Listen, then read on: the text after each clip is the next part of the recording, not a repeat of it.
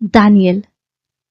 Daniel की कहानी में दानियल एक बुद्धिमान आदमी था जो राज्य के सभी काम बहुत ही बुद्धिमानी से किया करता था। और राजा नबूकदनेस्सर दानियल की इस बुद्धिमानी से बहुत खुश था। इसलिए राजा ने दानियल को अपने राज्य के सबसे ऊंचे स्थान पर नियुक्त किया था। मगर राज्य के बाकी अधिकारी दानियल को बिल्कुल पसंद नहीं करते थे, क्योंकि दानियल अपना काम पूरी ईमानदारी और खराई से किया करता था। इसके अलावा दानियल अपने परमेश्वर में विश्वास रखने वाला और उनके भय में चलने वाला आदमी था। तभी राज्य के दूसरे अधिकारी इस खोज में लग गए कि किस तरह वे दानियल को नीचा दिखा सके। मगर उन्हें दानियल में कोई भी दोष न मिला, सिवाय इस बात के कि दानियल दिन के तीनों पहर अपने परमेश्वर की आराधना किया करता था। तब उन लोगों ने एक योजना बनाई और उन्होंने राजा के पास जाकर राजा से कहा, हे राजा, क्यों ना आप एक ऐसी राज आज्ञा निकालें कि अगले 30 दिनों तक राजा की बनाई गई मूर्ति को छोड़ कोई भी इंसान किसी दूसरे देवता या इंसान की अगर आराधना करते हुए पकड़ा जाए तो उसे शेरों की माद में डाल दिया जाए। उनकी इस योजना से नाखबर राजा ने भी ठीक वैसा ही किया। जब दानियल को इस बात का पता चला, तब दानियल ने बिना किसी बात की परवाह किए हमेशा की तरह अपने ऊपरी कमरे में जाकर वह अपने परमेश्वर से दिन में 3 बार प्रार्थना करता रहा।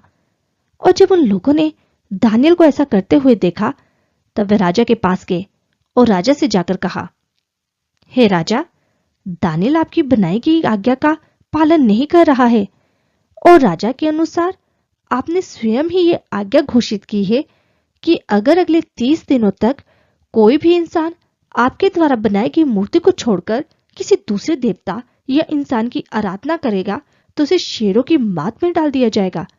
तब दानियल को लेकर आपका क्या विचार है? राजा दानियल को बहुत पसंद करता था। वे उसे सजा नहीं देना चाहता था, मगर अपनी ही राजाज्ञा के आदेश पत्र के अनुसार मजबूर होकर राजा ने दानियल को शेरों की माद में डाल देने की आज्ञा दी। और दानियल से राजा ने कहा, अब तेरा परमेश्वर ही तुझे बचाए। तब दानियल को ले जाकर शेरों की माद में डाल दिया गया और गुफा के मुंह को बंद कर दिया गया। राजा को रात भर नींद नहीं आई और अगली सुबह ही राजा ने गुफा पर जाकर दानियल को पुकार कर कहा, हे दानियल, हे दानियल, क्या तुम्हारा परमेश्वर तुम्हें बचा पाया? तब दानियल ने आवाज दी, हे राजा, तू हमेशा जीवित रहे। मेरे परमेश्वर ने शेरों के मुंह को ऐसा बंद किया कि मैं जीवित हूं। इस तरह भजन संहिता 51 का 1 में लिखा है, जो परम प्रधान के छाए हुए स्थान में बैठा रहे वह सर्वशक्तिमान की छाया में ठिकाना पाएगा। जी हाँ, दानियल ने ठीक वैसा ही किया। दानियल हमेशा की तरह अपने परमेश्वर से प्रार्थना करता रहा। उसने किसी राजाज्ञा की परवाह नहीं की और ना ही उस पद की परवाह की जो राजा ने उसे दिया था।